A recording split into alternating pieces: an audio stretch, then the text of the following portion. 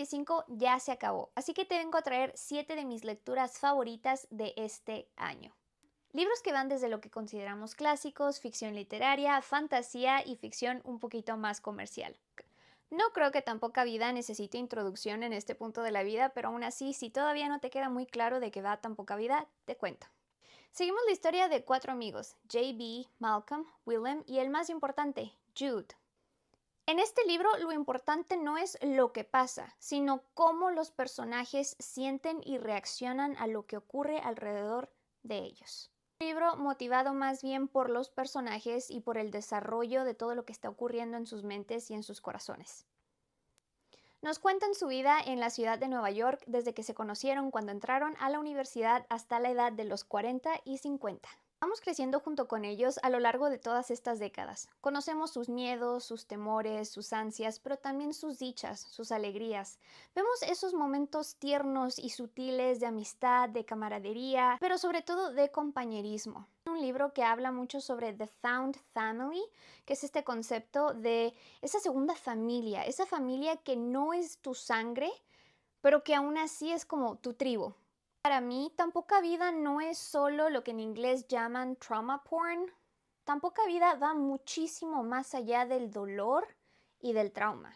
Yo me atrevo a decir que Hanya Yanagihara mintió cuando dijo que no hizo investigación sobre cómo el trauma afecta a las personas. Y es que miren, de lo que yo sé y de lo que tengo entendido, la representación del trauma en la vida de Jude es bastante fidedigna. Y ahora, esto es bastante complicado de decir porque sobra decir que todas las personas, sin importar el tipo de violencia que hayan sufrido, todas experimentamos las aflicciones y el trauma de maneras distintas. Sin embargo, uno de los parámetros que Hanya Yanagihara utilizó para escribir Tan poca vida, ella dijo que cuando se trata del trauma, a diferencia de las personas mental y emocionalmente estables, los efectos del trauma hacen que no tengamos una distinción entre el presente y el pasado, lo que en ocasiones hace que los sobrevivientes o las víctimas de algún tipo de violencia con frecuencia vivan con el pasado todavía escurriéndose en el presente. Eso, de manera brillante, en mi opinión, algunas veces Hanya Yanagihara va cambiando en el tiempo gramatical de la novela. Porque al igual que Jude, no nos queda muy claro en qué momento estamos en el presente y en qué momento somos atacados por el pasado y los temores de Jude.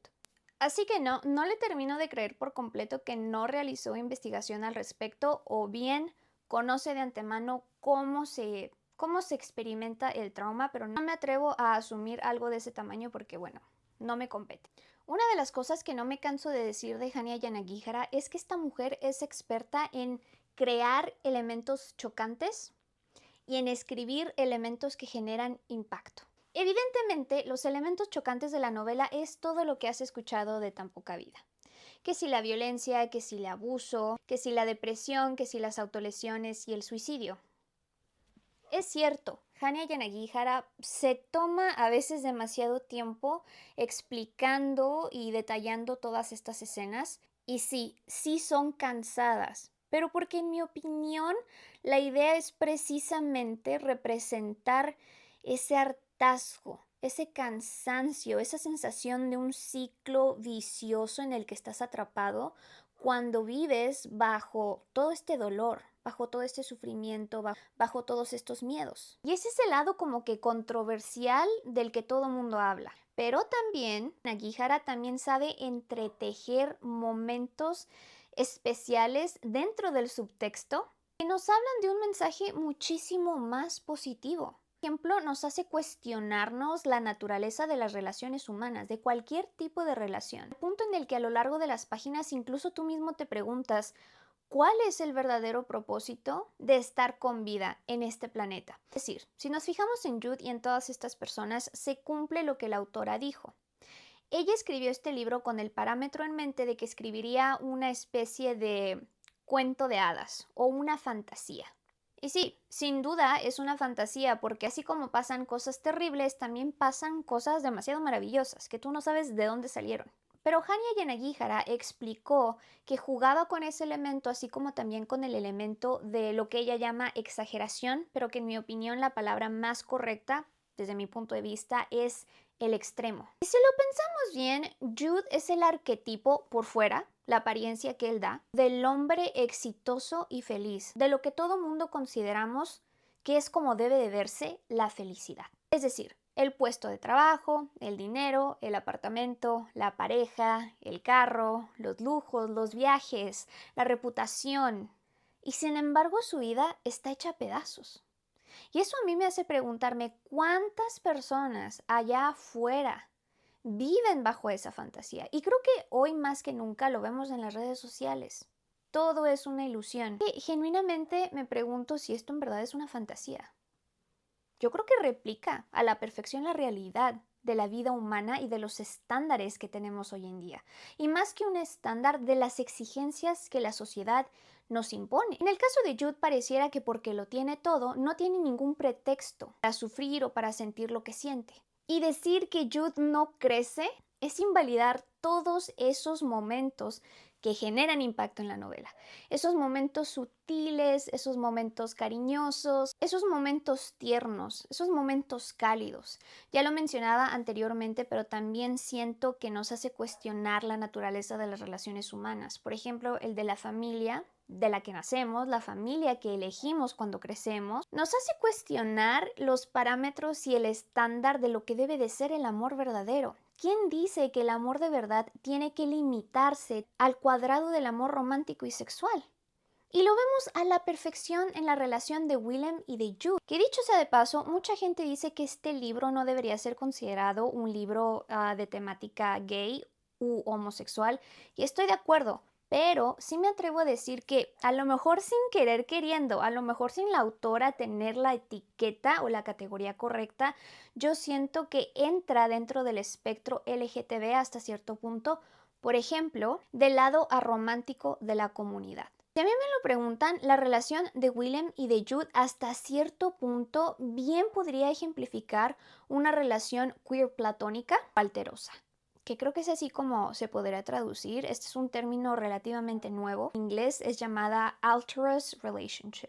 Un término del que si quieren puedo hacer un video al respecto porque tengo muchas cosas que decir. Bueno, volviendo al tema, están todos estos momentos tiernos, sutiles, cargados de esta nostalgia y de esta calidez tan suave, de los momentos tiernos. A mí personalmente, aunque sí hubo escenas muy chocantes que sí tuve que obligarme a detener, cerrar el libro, respirar un ratito e ir a ver las flores, a pasar a mi perro, porque sí hay escenas muy duras. Sin embargo, las escenas que de verdad me hicieron lagrimear eran aquellas, por ejemplo, de Jude y Harold. Dios mío, la cantidad de veces que yo estuve moqueando y sollozando cuando Jude y Harold interactuaban. No, Dios santo. Willem y Jude. A veces me encontraba incluso chillando cada vez que Richard iba y apoyaba a Jude en el apartamento de Green Street. Y pareciera que la gente sencillamente omitió todas esas escenas, por mencionarles tan solo dos. Es decir, este libro tiene 800 páginas en inglés y son 1000 y cacho en español. Y por mencionarles solo dos momentos especiales que en este preciso instante vienen a mi mente. Una es cuando Jude, se nos menciona que Jude era como tutor, daba clases particulares. Y en ese momento estaba tutoreando a un niño, se llamaba Félix. Félix yo creo tendría menos de 12 años, supongo. Y le enseñaba alemán, matemáticas y piano. Y se menciona que Félix era un niño muy reservado y que no tenía amigos en la escuela. Jude ve que evidentemente Félix la está pasando muy mal porque se siente muy solo y además, pues, ya saben, es triste. Pero Jude lo apoya y le dice una de mis frases favoritas que voy a dejar por aquí, en la que nos explica que lo mejor de la amistad no es encontrarte con personas que sean más interesantes o más fancy, sino que sean personas mejores que tú, de las que puedas aprender y que te permitan quererlas. Y ese es uno. El otro que me viene a la mente en este preciso instante es cuando Jude está cerca de los 50 años y pasó por una cirugía. Los que ya leyeron la novela sabrán a qué me refiero y lo desgarrador que es. Sí, ese momento es triste y es complicado para Jude, sobre todo porque esa cirugía no solo fue, aunque no fue peligrosa, sí fue dolorosa y tuvo una recuperación muy lenta, porque sumado a eso, Jude tiene muchísimas enfermedades físicas y su sistema inmune pues está comprometido. Sumado al hecho de que esta cirugía alteró la apariencia de su cuerpo, y este es un tema que a lo largo de la novela es muy punzante, es un tema delicado para Jude. Él tiene una autopercepción muy negativa de sí mismo, entonces esta alteración hace que su autoestima disminuya todavía más. Sin embargo, hay una escena durante esos meses de recuperación en los que van a celebrar Acción de Gracias e invitan alrededor de 10 personas al apartamento de Jude. Y mientras están todos a la mesa, Jude los ve conversar. Lo más bonito es que Jude tiene un conflicto muy grande con su silla de ruedas.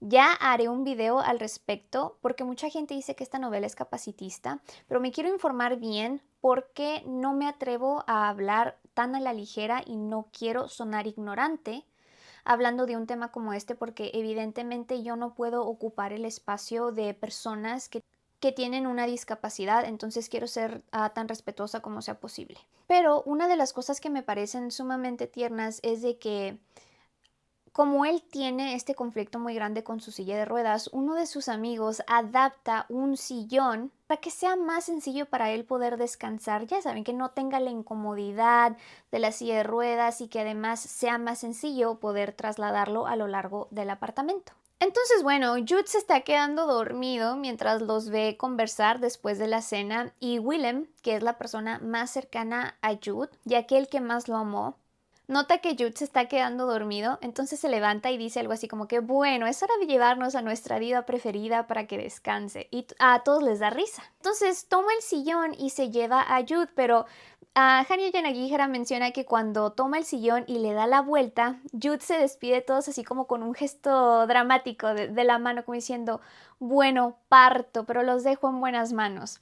Y les dice algo así como que, por favor quédense y ofrézcanle a William. ¿Por qué lo llamo William? A Willem. Ofrézcanle conversación decente, por favor. O en una especie de invitación de por favor quédense, sé que es mi casa, pero siéntanse en su casa. Los latinoamericanos entenderán. Y tras despedirse les dice, los amo. Y mientras Willem se lo lleva, todos y cada uno en una sola voz le responden que también lo aman. Le responden en esa única voz como una antorcha, como una hoguera de voces que se unen para formar una sola. Yanagihara describe desde la perspectiva de Jude de que a pesar de que él escucha esta sola voz al unísono, puede detectar todas y cada una de las voces de las 8 o 10 personas que están en la mesa como si hablara con ellos frente a frente. Y cosas como esa fueron los momentos que me estrujaron el corazón. Las conversaciones que yo tenía con Harold, que es una de las relaciones más lindas que yo he leído, y Hanya Yanagihara tenía razón. Tan poca vida se trata como de este romance entre Harold y Jude y Harold y Willem, pero no en el romance que creemos. Es un romance donde dos almas se unen de manera inocente para formar una sola vida. Even if it's a little life. Incluso aunque sea una vida pequeña. Momentos y escenas como esas, yo no entiendo cómo es que hay gente que dice que tan poca vida solo es dolor y trauma. Sí, sí hay momentos dolorosos, sí, sí hay momentos traumáticos y a lo mejor descritos con a veces mucho lujo de detalle. También están todos estos momentos de dulzura. Ahora bien, hay muchas personas que también dicen que tan poca vida es una apología al suicidio. Yo no lo considero así. Estas son las razones. Hanya Yanagihara hace algo que a mí me parece magistral. Utiliza tiempos gramaticales y personas gramaticales muy específicas. Todo el libro está narrado desde la perspectiva de los 4 amigos, Jude, Willem, Malcolm y se me olvida, JB. JB. La manera en que lo narra es lo que en inglés se llama third person close o en tercera persona cercana. Es decir, El narrador no es el personaje, pero sí está lo suficientemente inmerso en la psique y en el ser del personaje. Por ende, es que nos podemos enterar de lo que piensan, de lo que sienten, de sus reacciones a lo que hay alrededor. Esto para mí es punto clave, sobre todo para entender la perspectiva de Jude y la perspectiva de sus tres amigos. En adición, se añade otro narrador, el cual es Harold y está narrado en primera persona. Y en mi opinión, el cambio drástico de narradores hace que entonces la lectura se vuelva más íntima porque dejamos de ver con cierta distancia a Jude para verlo desde los ojos de una de las personas que más lo amó y lo respetó. Y es que aquí hay dos puntos muy importantes. Es cierto que pasamos mucho tiempo encerrados, más que encerrados, enjaulados en la mente y en el corazón de Jude. Y por desgracia, pasar demasiado tiempo en ese lugar puede ser muy siniestro, porque Jude tiene muchos temores, tiene muchos sufrimientos, vive en constante alerta y ansiedad. Así que sí, tiene un diálogo interno sumamente negativo e incluso riesgoso. Mostrarle compasión, empatía, cariño, apoyo y paciencia a todas las personas que lo rodean y que lo aman, pero por alguna razón él no es capaz de extenderse la misma compasión a sí mismo. Es su juez más duro.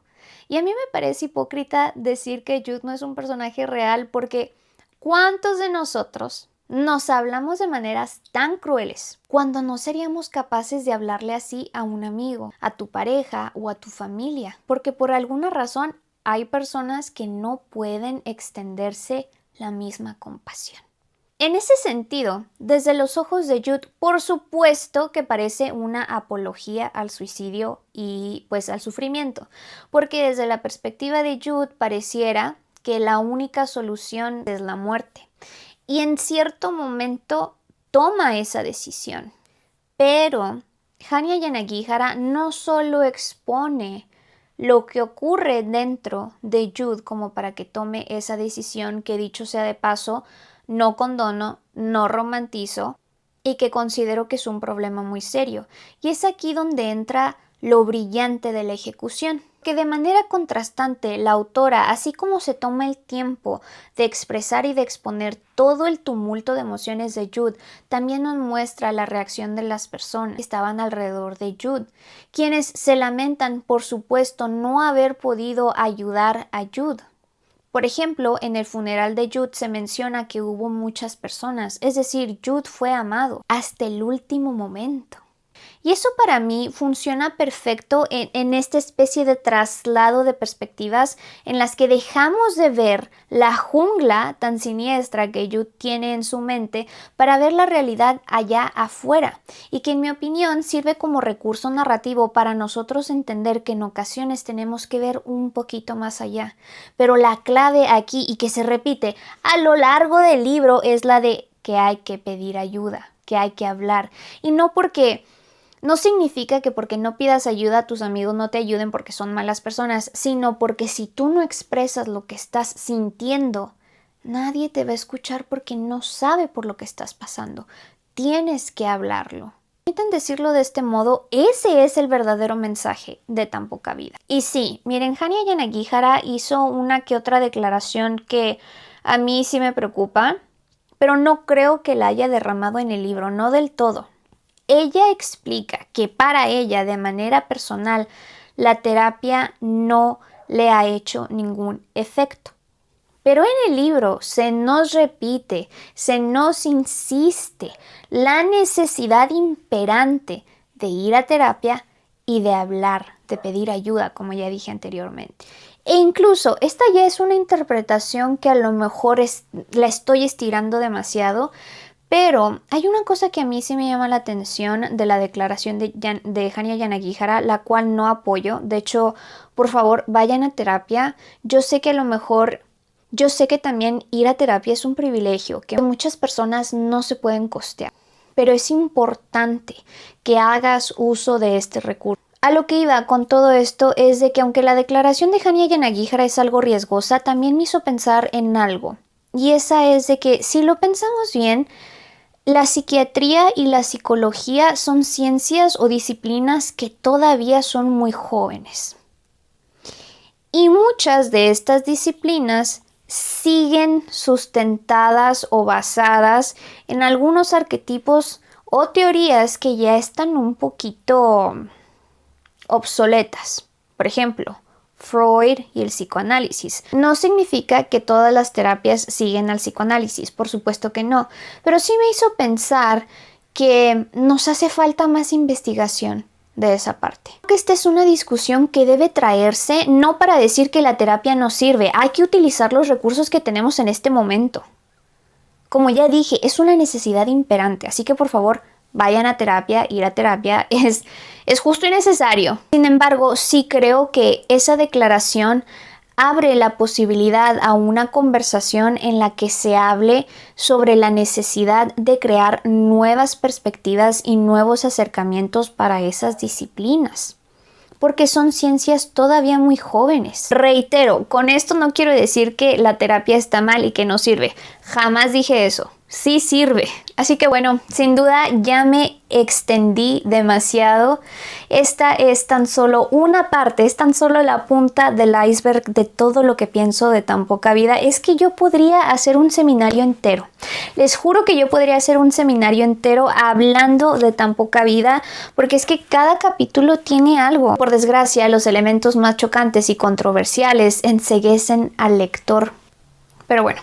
Cabe destacar que esto ha sido tan solo mi análisis, mi interpretación y hasta cierto punto mi opinión. Si tú como lector tuviste una experiencia completamente distinta, es válida. Por favor, házmela saber en los comentarios. Estoy abierta al debate siempre y cuando sea conducido con respeto y sin agredir a nadie. Y si tú compartes algo de lo que dije, también házmelo saber en los comentarios. Pero todavía más importante, si tú tienes otra interpretación distinta a la mía, por favor compártela para que yo y todas las personas que lean tu comentario podamos extender nuestra visión sobre el tema.